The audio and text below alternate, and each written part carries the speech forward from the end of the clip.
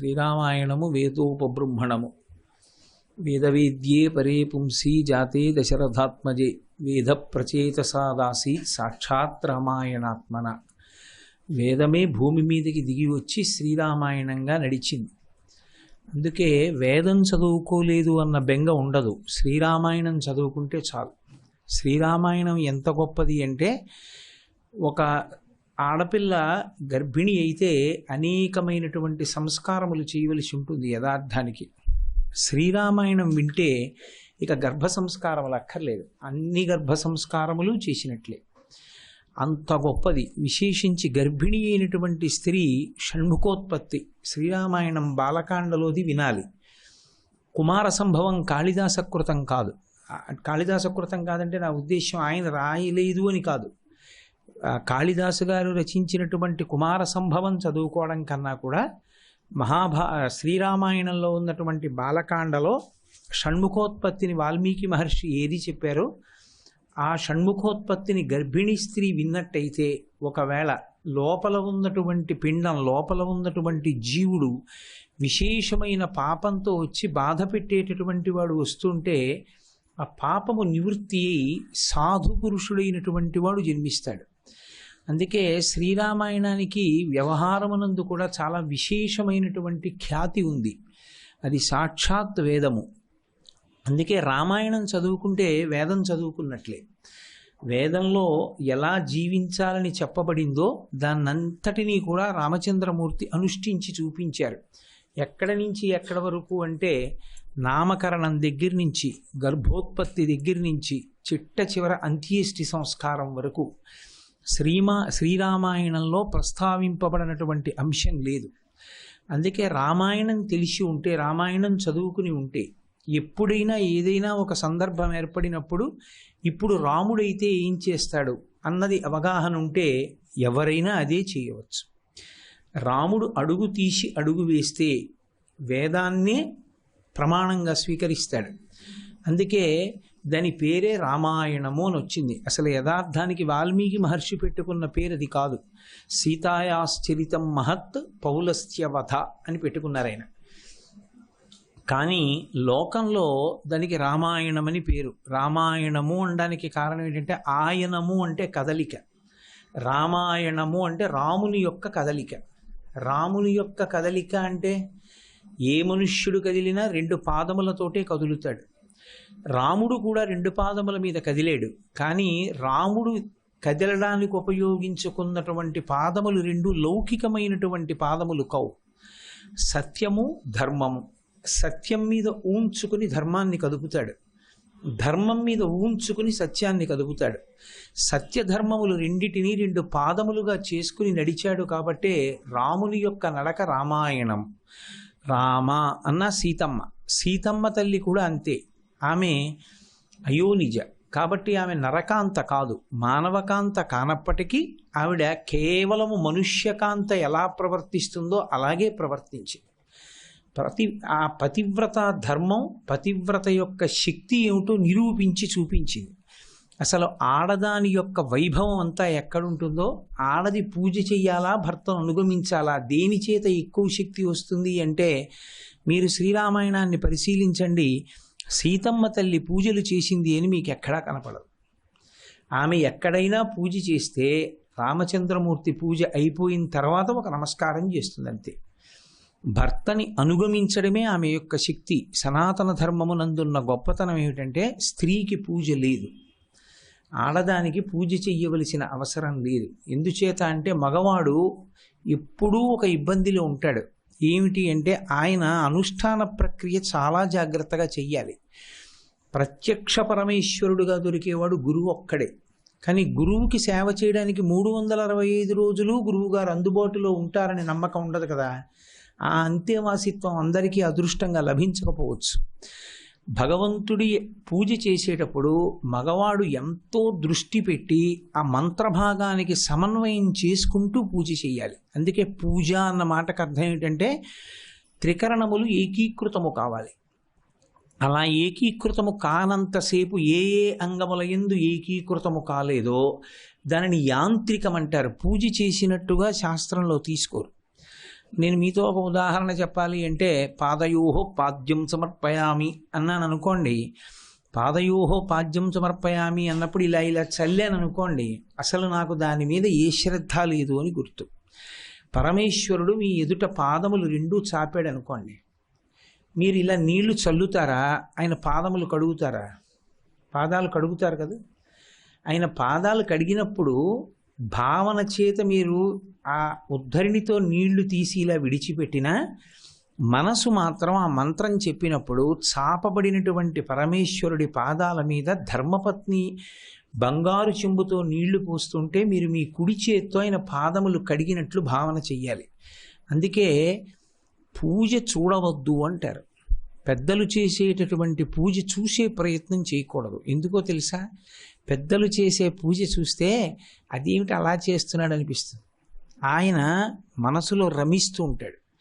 ఆ రమిస్తూ ఉండడంలో మామూలుగా పూజ చేసేవాడు టకా టకా టకా టకా టకా 5 నిమిషాల్లో చేసేదాన్ని ఆయన 1 గంట సేపు చేస్తాడు. ఎందుకని అంటే మనసా భావన చేస్తాడు.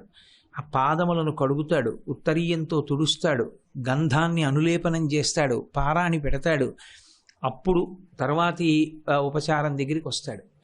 అంటే ఏ ఒక్క ఉపచారం దగ్గరైనా మనసు నిజంగా అలా నిలబడింది అనుకోండి, ఆ ఉపచారమునందు పూజ చేశాడు. ఆ ఒక్కటి చాలు. ఏదో ఒక్క ఉపచారం చెయ్యగలిగితే చాలు. కానీ చిత్రం ఏమిటంటే, మనం అలా పూజ చెయ్యం. మనం అంటే మీ వంటి వాళ్ళ గురించి నేను మాట్లాడటం లేదు, నా బోటిగాడు అనుకోండి. యాంత్రికం అంటే వాక్కు చేత నడిచిపోతుంటుంది మంత్రభాగం. పాదయోహో పాద్యం సమర్పయామి, హస్తయోహో అర్ఘ్యం సమర్పయామి, ముఖే ఆచమనీయం సమర్పయామి అంటాడు. అన్నిటికీ తమలపాకుతో నీళ్లు తీసి చల్లడమే. ముఖే ఆచమనీయం సమర్పయామి అంటే ఆచమనీయం స్వీకరించండి అని గుర్తు. ఆచమనీయం నేను తీసుకుంటే ఎలా తీసుకుంటాను? నా భార్య నాకు పోస్తే ఓం కేశవాయ స్వాహ అన్న తర్వాత కాదు, అది లోపలికి వెళ్ళిపోవాలి కంఠంలోంచి. వెళ్ళిపోయిన తర్వాత అప్పుడు ఓం నారాయణాయ స్వాహ అని మళ్ళీ పుచ్చుకుంటాను. మరి ఈశ్వరుడికి ఎందుకు ఇవ్వరు 3 మాటలు? మరి ఆయనకి ఇవ్వాలి కదా.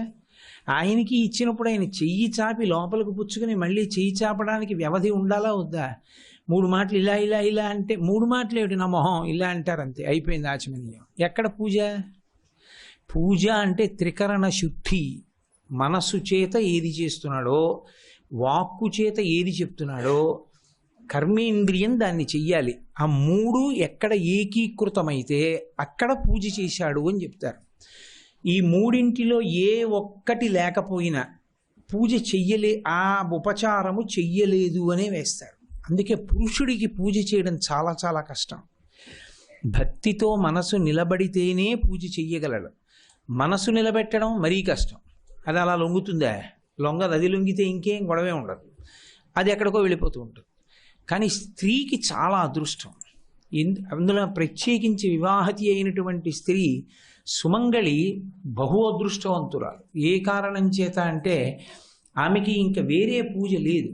ఆమె నిద్ర లేవగానే భర్త పాదములకు తల తగిలేటట్టుగా నమస్కరిస్తే పరబ్రహ్మములకు నమస్కరించినట్లు వేసేస్తారు. ఆయన పూజ చేసుకోవడానికి సంభారములన్నీ సిద్ధం చేస్తే ఈశ్వరుడి పూజకి ఏర్పాట్లు చేసేసినట్టే. ఆయన పూజ చేసుకున్న తర్వాత తీర్థం ఇస్తే తీర్థం పుచ్చుకుందనుకోండి, ఆయన చేసిన పూజ సక్రమంగా చేశాడో లేదో తెలియదు. కానీ సక్రమంగా పూజ చేస్తే ఏ ఫలితం వస్తుందో అందులో సగం ఆవిడ ఖాతాలో వేస్తారు. ఆయన పెట్టిన నైవేద్యం ఈశ్వరుడికి అందిందో లేదో తెలియదు. ఆయనకి ఆవిడ పలహారం చేసి పెట్టింది కాబట్టి పరమేశ్వరుడికి బాలభోగం చేసినట్లు వేస్తారు. ఈయన మహానైవేద్యం పెట్టాడో పెట్టలేదో తెలియదు. మధ్యాహ్నం భర్తకి భోజనం పెట్టింది కాబట్టి మహానైవేద్యం పెట్టేసిందని వేసేస్తారు.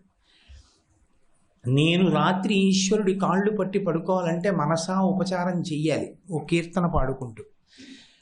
భర్త కాళ్ళు ఒత్తి పడుకుంది అనుకోండి, పరమేశ్వరుడి కాళ్ళు ఒత్తింది అని వేసేస్తారు. అందుకే భర్తని అనుగమించినటువంటి స్త్రీ పొందేటటువంటి శక్తి యథార్థమునకు పూజలో ఎంతో నిష్ట కలిగి ఉపాసన ఉంటే తప్ప పురుషుడు పొందలేడు. రామాయణంలో ఎవరి ధర్మాన్ని వాళ్ళు నిరూపించారు. సీతమ్మ తల్లి ఆమె శక్తి అంతా ఎక్కడుంది అంటే భర్తని త్రికరణ శుద్ధిగా అనుగమించింది. ఆ అనుగమించిన కారణం చేత ఆవిడ అంత శక్తివంతురాలైపోయింది. భారతీయ ధర్మంలో కేవలం సీతమ్మే కాదు, ఏ మహాపతివ్రత అయినా కూడా భర్తని అనుగమించినటువంటి వాళ్ళు ఎవరైనా సరే అదే శక్తిని పొంది ఉంటారు.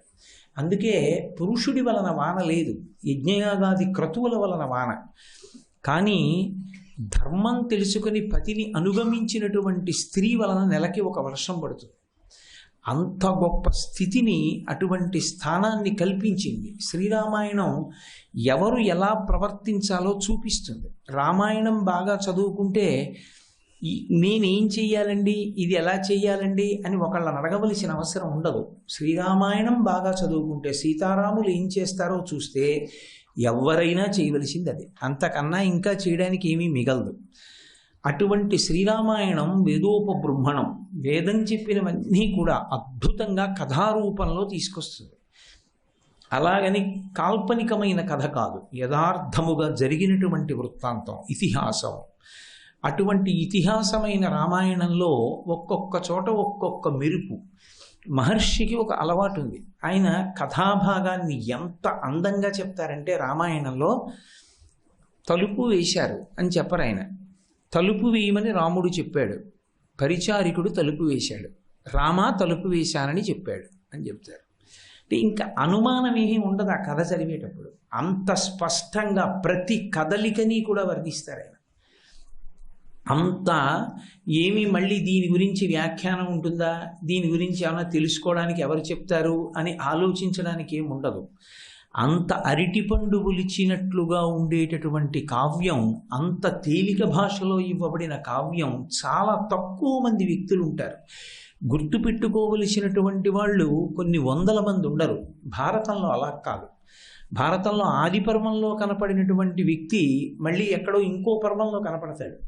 ఈయన ఎక్కడి నుంచి ఎక్కడికి వెళ్ళాడు అని ఆయన మొత్తం జీవితాన్ని అంతటినీ సంగ్రహం చెయ్యాలి అంటే చాలా కష్టం, ఎంతో జ్ఞాపకం పెట్టుకోవాలి. ఎంతమంది వ్యక్తులు మహాభారతంలో. శ్రీరామాయణం అలా కాదు, చాలా తేలిక జ్ఞాపకం పెట్టుకోవడం. ప్రధానమైన వ్యక్తులు కొందరే ఉంటారు, వాళ్ళ నల్లుకుని మిగిలిన వాళ్ళు ఉంటారు. వాళ్ళ పేర్లు గుర్తున్నా గుర్తుండకపోయినా కథాభాగం గుర్తుంటుంది.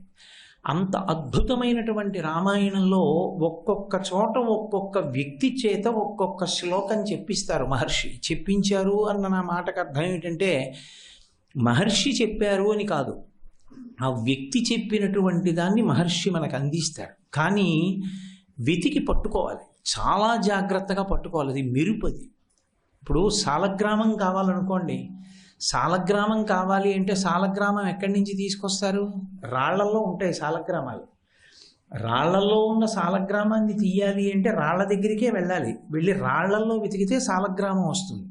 అలాగే శ్రీరామాయణంలో మెరుపులు వెతుక్కోవాలి, ఆర్షవాక్కుల్ని వెతుక్కుని పట్టుకోవాలి అంటే శ్రీరామాయణం చదువుకుంటే పట్టుకోగలుగుతాం. ఒక చోట సుందరకాండలో ఒక మాట అనిపిస్తారు మైనాకుడి చేత. ఆ మైనాకుడు స్వామి హనుమతో మాట్లాడుతూ ఒక మాట అంటాడు, కృతీచ ప్రతికర్తవ్యం ఈష ధర్మ సనాతన సూయం తత్ ప్రతికారార్థి తత్వ సమ్మానమర్హతి అంటాడు. కృతీచ ప్రతికర్తవ్యం ఏష ధర్మ సనాతన. అసలు మన ధర్మం పేరే సనాతన ధర్మం. సనాతన ధర్మమేమో తెలుసా హనుమా అంటూ, కృతీచ ప్రతికర్తవ్యం, ఎవరు మనకి ఉపకారం చేశాడో వారికి తిరిగి ఉపకారం చేయడమే ప్రధానమైనటువంటి ధర్మం. లోకంలో సామాన్య ధర్మములు అని విశేష ధర్మములు అని రెండు ఉంటాయి. సామాన్య ధర్మములు అన్న మాటకు అర్థం ఏమిటంటే మనుష్యుడిగా పుట్టినటువంటి ప్రతివాడు చెయ్యాలి. కొన్ని విశేష ధర్మములు ఉంటాయి. ఆ విశేష ధర్మములు జన్మ చేత ఏ కులంలో పుట్టాడు, ఎక్కడ ఏ ఆశ్రమంలో ఉన్నాడు, ఈ రెండిటి చేత విశేష ధర్మం ఉంటుంది. ఒక బ్రాహ్మణుడు ఉన్నాడు అనుకోండి, ఆయనకి విశేష ధర్మం అత్యంత ప్రధానమైంది సంధ్యావందనం. బ్రాహ్మణుడికే కాదు, యజ్ఞోపవీతం ఉన్న ఎవరికైనా. అలాగని బ్రాహ్మణ క్షత్రియ వైశ్యులకు మాత్రమే కదండి యజ్ఞోపవీతం ఉంటుంది. అందుకని 4వ వర్ణం వాళ్ళు ఏమీ చెయ్యక్కర్లేదా అంటే ఏమీ చెయ్యక్కర్లేదని విడిచిపెట్టలేదు. స్కాంద పురాణంలో సూర్య భగవాను ఉద్దేశించి ఒక స్తోత్రం ఉంది. ఆ స్తోత్రం ప్రతిరోజు నిద్ర లేచిన తర్వాత పూజామందిరంలో సూర్యుడికి అభిముఖంగా నిలబడి చదవాలి. అది సంధ్యావందనంతో సమానం 4వ వర్ణం వాళ్ళకి. తప్పించి ఎవరినీ ధర్మం నుంచి మినహాయించరు. సామాన్య ధర్మము అందరినీ ఉద్దేశించి ఉంటుంది. ప్రతి మనుష్యుడు పాటించాలి సామాన్య ధర్మం. సామాన్య ధర్మములలో అత్యంత గొప్పది ఏది అంటే అహింస. అహింసా పరమో ధర్మ. కానీ అహింస అన్న మాటని వేదం ఎలా చెప్పిందో అలా అర్థం చేసుకోవాలి. అంతేకాని అహింస అన్న మాటని రకరకాలుగా అన్వయం చేసినటువంటి వాళ్ళు ఉన్నారు. కానీ ఆ అహింస పాటించడం ఎవరికీ సాధ్యం కాదు. ఏదో అసలు ఏ ప్రాణిని చంపవద్దు, అప్పుడే అహింస అని నేను అన్నాను అనుకోండి, అసలు ఈ మాట నేను చెప్పినప్పుడు చాలా ప్రాణులు చచ్చిపోతాయి. నేను ఈ మాట మైక్లో చెప్పినప్పుడు ఈ ధ్వని తరంగాలకి కొన్ని సూక్ష్మజీవులు చచ్చిపోతాయి. అప్పుడు ఇంకా పూర్తి అహింస పాటించండి, ఎలా సాధ్యం అవుతుంది? సాధ్యం కాదు. అందుకే వేదము అహింస అన్న మాటని అద్భుతంగా అన్వయం చేస్తుంది. గృహస్థుకైతే హింస కొంతవరకు అనుమతిస్తుంది. వంట చేసుకునేటప్పుడు కొన్ని ప్రాణులు చచ్చిపోతాయి, ఇల్లు తుడిస్తే చచ్చిపోతాయి.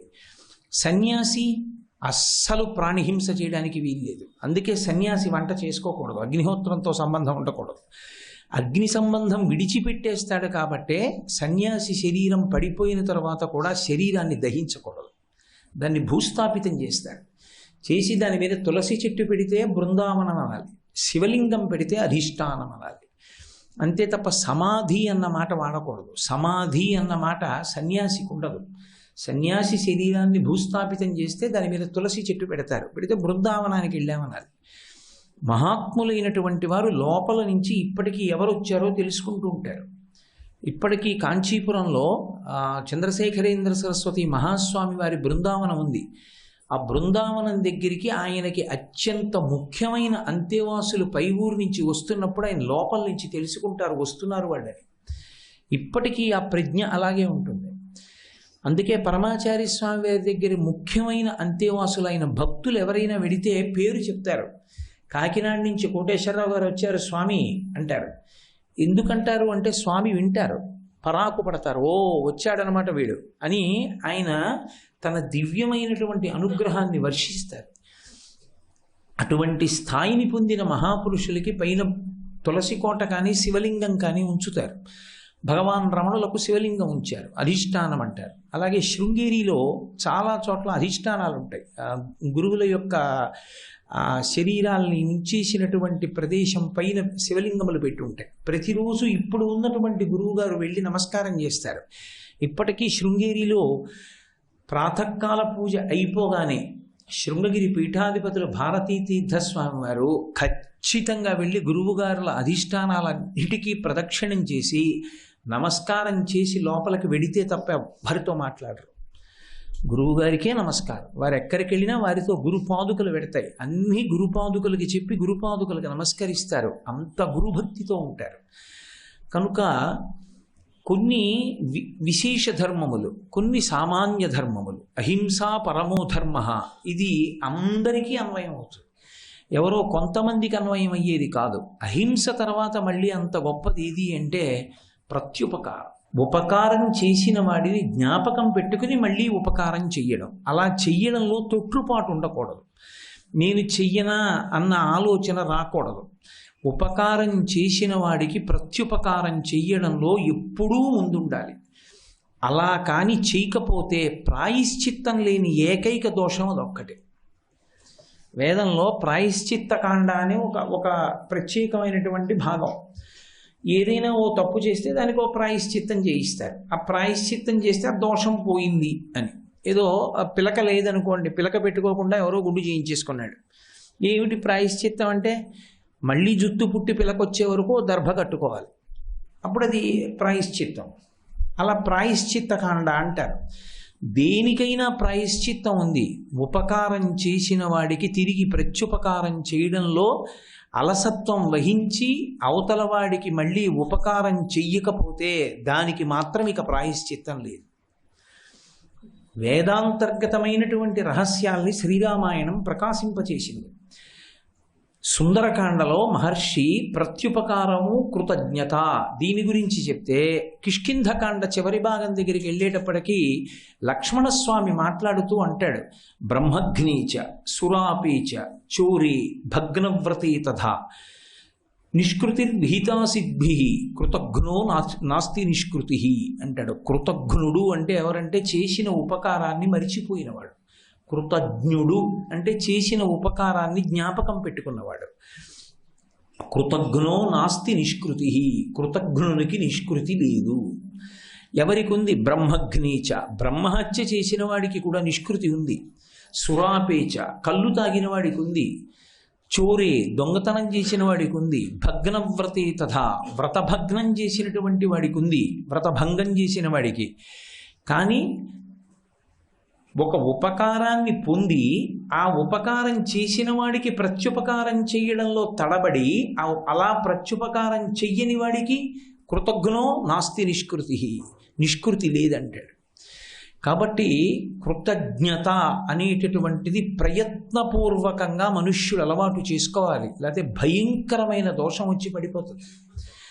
అందుకే శ్రీరామాయణంలో సుందరకాండలో చెప్పిస్తారు మహర్షి, కృతీచ ప్రతికర్తవ్యం ఏష ధర్మ సనాతన సోయం తత్ ప్రతికారార్థి తత్వ సమానమర్హసి అంటారు. ఇది ఎక్కడి ఈ శ్లోకం అంటే, ఈ శ్లోకం ఏ సందర్భంలో వచ్చింది అంటే, స్వామి హనుమ వెళ్ళిపోతున్నారు సముద్రం మీద. పిబర్నివ బభౌ చాపి సౌర్మిమాలం మహార్ణవం పిపాసురివచాకాశం దదృశీష మహాకపి అన్నారు మహర్షి. ఆకాశాన్ని తాగేస్తున్నాడా అన్నట్లుగా వెళ్ళిపోతున్నారు ఆయన. వెళ్ళిపోతుంటే సముద్రుడు చూశాడు కింద నుంచి.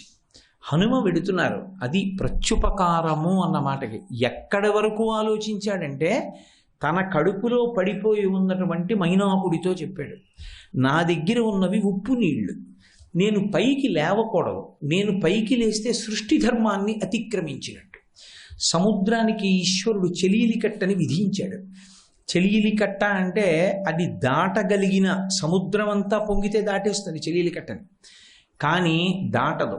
ఒక గోనె బస్తాలో ఒక వ్యక్తిని కట్టేస్తే వాడు కాళ్ళు చేతులు తన్నుకుంటే ఎలా ఉంటుందో అలా చెలియలి కట్ట దగ్గరికి కెరటములు వచ్చి వెనక్కి వెళ్ళిపోవాలంతే తప్ప ఎట్టి పరిస్థితుల్లోనూ దాటకూడదు. ఈ చెలియలి కట్ట అన్న పేరుతోటే విశ్వనాథ సత్యనారాయణ గారు ఒక అద్భుతమైన నవల రాశారు. స్త్రీకి కానీ పురుషుడికి కానీ కామమునందు ధర్మము చెలియలి కట్ట.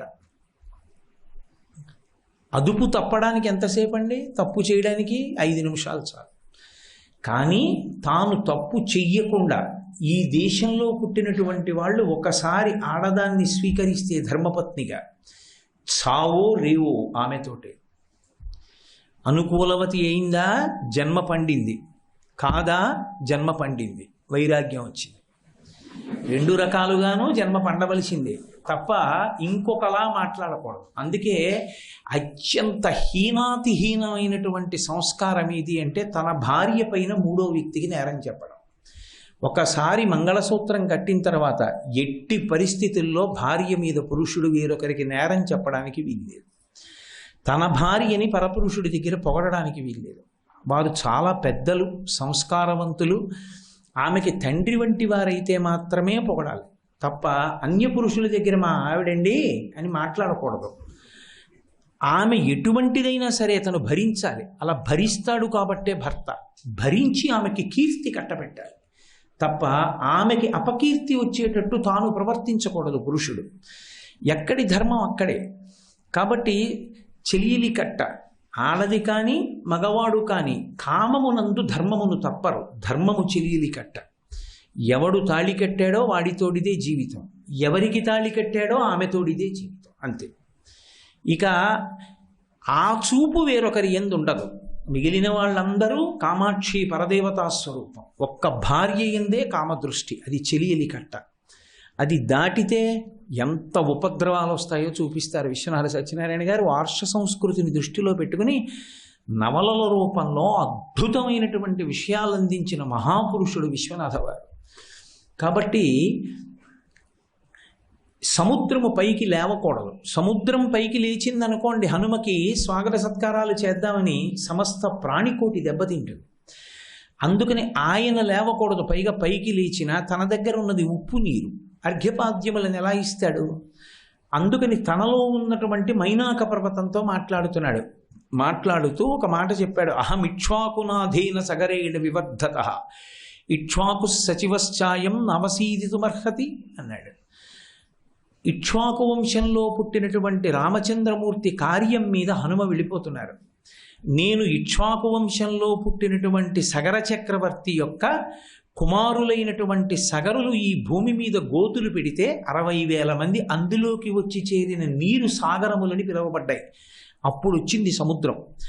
నేను ఏర్పడడానికి కారణం ఇక్ష్వాకు వంశంలో వచ్చినటువంటి ప్రభువు అయిన సగరుడు. ఆ ఇక్ష్వాకు వంశంలో పుట్టినవాడు రామచంద్రమూర్తి. ఆ ఇక్ష్వాకు వంశంలో పుట్టిన రామచంద్రమూర్తి ధర్మాన్ని నిలబెట్టడం కోసం, తండ్రిని సత్యమునందు ప్రతిష్ఠించడం కోసం 14 సంవత్సరములు అరణ్యవాసం చేయడానికి తన భార్య సీతమ్మతో, తమ్ముడు లక్ష్మణస్వామితో అరణ్యవాసానికి వస్తే, జనస్థానంలో ఉండగా ఆయన భార్యని అపహరించినటువంటి వాడు రావణాసురుడు. ఆ సీతమ్మ తల్లి జాడ కనిపెట్టి రామచంద్రమూర్తికి ఉపకారం చేయడానికి వెడుతున్నవారు స్వామి హనుమ. కాబట్టి ఆ రాముడు ఇక్ష్వాకు వంశంలోని వాడు కనుక ఆ రాముడి బాధ తీర్చడానికి హనుమ వెడుతున్నారు కాబట్టి ఆయనకి ఉపకారం నేను చెయ్యాలి. ఎక్కడది స్మరించాడో చూడండి ప్రత్యుపకారానికి. మహర్షి ఎంత అద్భుతమైన మాట అన్నారంటే, తిర్యగూర్ధ్వమదశ్చైవ శక్తిస్తే శైలవర్ధితం. నువ్వు పక్కలకి పెరగలవు, పైకి పెరగలవు, కిందకి పెరగలవు, పైగా నువ్వు పడిపోయి లోపల ఉండిపోయావు, ఇక పైకి రాలా. పడిపోయినప్పటి నుంచి ఎందుకు పైకి రాలేదంటే, పాతాళస్య ప్రమీయస్య ద్వారమవృత్య తిష్టసి. పాతాళానికి బిలం ఉంది, దానికి అడ్డంగా పడిపోయింది మైనాక పర్వతం. ఆ పర్వతం అడ్డంగా పడింది కాబట్టి ఇక రాక్షసులు పాతాళలోకం నుంచి పైకి రాలేరు. అప్పటి నుంచి ఇంక అది పైకి లేవలేదు, అలాగే ఉండిపోయింది ఆ పర్వతం. ఇన్నాళ్ల నుంచి నువ్వు పైకి వెళ్ళలేదు, కానీ ఇప్పుడు నువ్వు పైకి వెళ్ళవలసిన అవసరం వచ్చింది. శ్రీ ఉమామహేశ్వర పరబ్రహ్మార్పణమస్తు. స్వస్తి.